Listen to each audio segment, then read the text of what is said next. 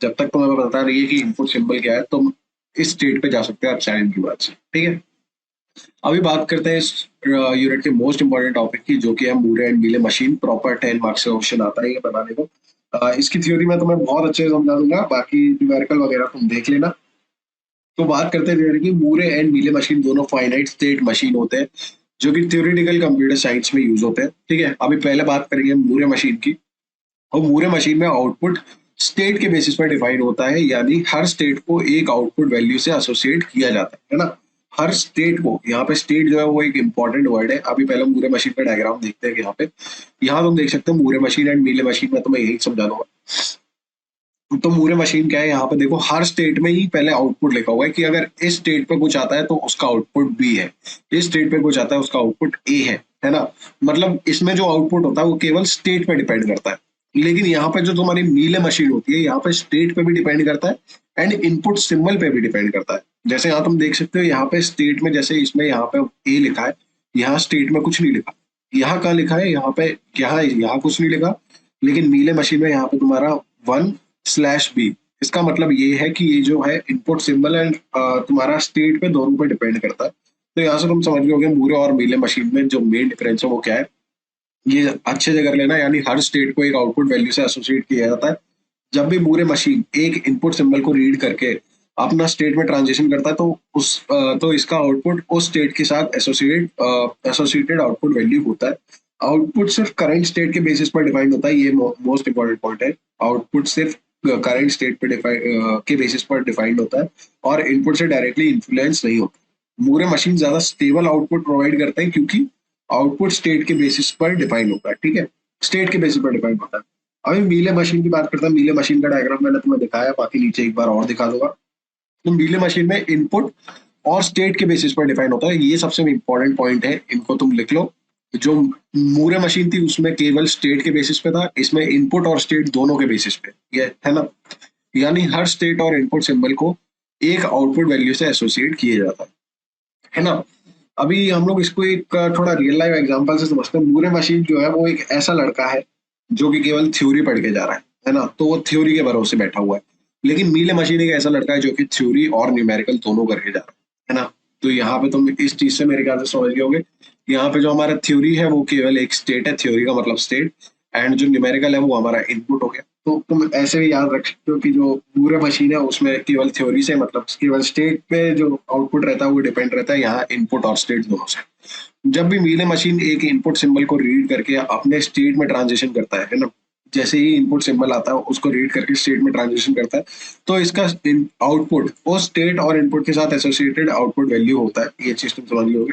Output input के साथ directly correlate करता है और इनपुट को कंसिडर करके आउटपुट जनरेट करता है। ठीक है, इसमें इनपुट पे डिपेंड करता है आउटपुट क्या होगा। मीले मशीन डायनेमिक और वर्सेटाइल आउटपुट प्रोवाइड करते हैं क्योंकि आउटपुट इनपुट और स्टेट के बेसिस पर डिफाइंड होता है। आउटपुट जो है इसका इनपुट और स्टेट के बेसिस पर डिफाइंड होता है। सबसे मेन डिफरेंस तो इनमें यही है। दोनों मशीन में स्टेट्स होते हैं जो इनपुट सिंबल को रीड करके ट्रांजिशन पर मूव करते हैं। आउटपुट मूरे मशीन में स्टेट के बेसिस पर डिफाइंड होता है, जबकि मीले मशीन में स्टेट और इनपुट के बेसिस पर डिफाइंड होता है।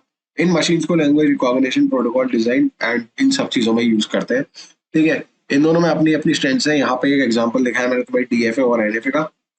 ये एग्जांपल है एक डीएफए का, जहाँ पे तुम देख सकते हो कि हमने हर चीज दिखाई हुई है कि ये 0 पे कहा जाएगा, 1 पे कहा जाएगा। यहाँ पे डीएफए में, एनएफए में तुम देख सकते हो यहाँ पे हमने कोई भी ऐसी कंडीशन नहीं दी है कि ये वाला जो स्टेट है ये 0 के इनपुट पे कहा जाएगा, इसीलिए हम इसे एनएफए कहते हैं। ये बनाना कंपेरेटिवली आसान होता है। देन हमारा यहाँ पे मूरे मशीन का एग्जाम्पल, जिसमें हमने बताया कि केवल स्टेट पे डिपेंड करता है आउटपुट क्या आएगा। एंड ये जो है हमारा मीले मशीन है, जिसमें कि इनपुट और आउटपुट, इनपुट और स्टेट दोनों पे डिपेंड करेगा कि क्या तुम्हारा आउटपुट आएगा। अभी हम लोग बात करते हैं मिनिमाइजेशन ऑफ फाइनाइट ऑटोमेटा। देखो यार, इतनी मेहनत कर रहा हूँ, आई होप तुम लोग वीडियो को लाइक करोगे। इस वीडियो का लाइक टारगेट रखते हैं करीबन 100-150 लाइक, आई होप तुम करा दो। तो फाइनाइट ऑटोमेटा जो है, मिनिमाइजेशन का मतलब होता है कि एक फाइनाइट ऑटोमेटा को सिंप्लीफाई करना ताकि उसमें स्टेट्स का नंबर जो है वो कम हो जाए। मतलब कि तुमने प्रैक्टिकल लाइफ में अगर हम देखें, जैसे कंप्यूटर में कोई भी फोल्डर होता है, ठीक है, मान लो कि वो फोल्डर है 500 MB का, है ना। तुम क्या करते हो, उसे कंप्रेस करके 20 MB तो खैर बहुत कम बोल दिया मैंने, मान लो तुम उसे कंप्रेस करके 100 MB का फोल्डर बना देते हो। तो तुमने क्या किया, उसका मिनिमाइजेशन हो गया, उसमें कंटेंट वही है लेकिन वो अब मिनिमाइज हो चुका है, उसका साइज कम हो चुका है। यही सेम चीज होती है मिनिमाइजेशन ऑफ फाइनाइट ऑटोमेटा। जो डीएफए में जितने भी गिवन नंबर ऑफ स्टेट्स है, मान लो ये 4 स्टेट है ना, और इसमें इतने ट्रांजिशन हो रहे हैं, अगर तुम कोई ऐसी मशीन बना सकते हो जो कि केवल इन 2 स्टेट्स को एलिमिनेट कर दे और इन 2 स्टेट से ही वो काम हो जाए जो इन 4 से हो रहा था, उसे हम बोल लेते हैं मिनिमाइजेशन। यहाँ तुम देख सकते हो, लेकिन उसकी लैंग्वेज रिकॉग्निशन कैपेबिलिटी वही रह जाए। डीएफए को मिनिमाइज करने के लिए एक एल्गोरिथम यूज होती है जिसे हॉपक्रॉफ्ट एल्गोरिथम कहते हैं। इस एल्गोरिथम का यूज करके डीएफए के स्टेट्स को कुछ ग्रुप में डिवाइड करते हैं।